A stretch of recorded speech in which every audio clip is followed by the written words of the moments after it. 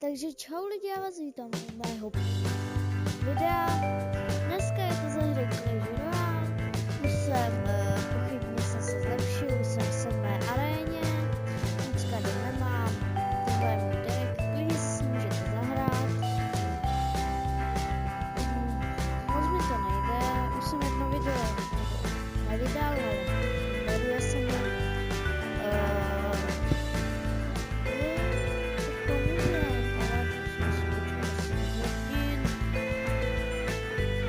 Tady asi nic. Ještě mi řekněte transportovka, jestli si mě chce připojit, tak já si myslím, že bychom rovnou na nějaký battle.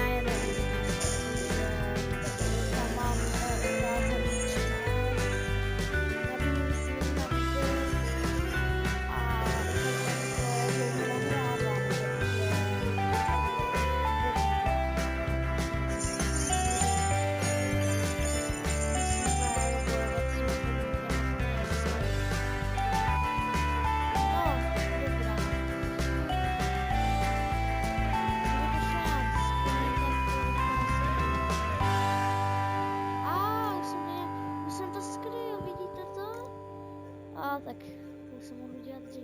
No to je jedno, jdeme na další boj. Takže teď už tu nemáme svoje kombo. Zase nevadí, můžeme tady, vždycky mám kombo. Pošlu tak, navěš tak. Počkám si, tohle nikdy neudělá. Tohle v pohodě.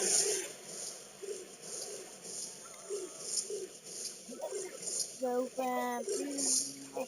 Tohle porazím hned. Tady tohle je trošku, to mi ubere trošku na věži, ale... Můžu taky prince, nevadí, on totiž teď poslal, takže on nemá teď, on může nějaký karty celý. No to udělal chybu, ale teď nemám co hrát, poslal bych tam, problém s věcí. Dobrý, už to jde, musíme se rychle obránit. Hekl si, yes.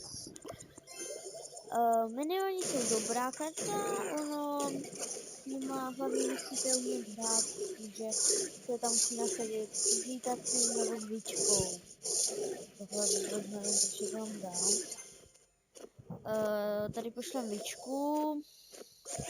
Teď nám stačí to bránit vlastně jenom. Takže Takže můžu dát takhle, boom a víčka je v prdeli. Teda pardon, za ten slovíčko, já tak nemluvit, ale... Doufám, že vám to nevadí, jestli vám to vadí, napište to do komentáře, ale myslím si, že vám to vadí, takže tak nebude. Každý někdy vypustí prostě slovíčko, takže...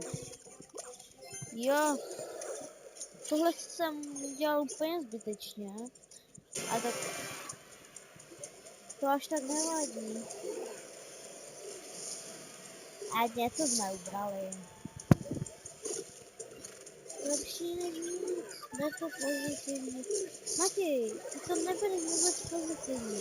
Musíš to brát pozitivně. Jdeš dole, proti tomuhle kombičku, co na mě teď udělal, tak já vůbec nemůžu dokázat nějak. Vidíte, toto je ten důvod, kdy vy vedete a najednou z ničeho vám tam dá kombo a už jste úplně na hraní.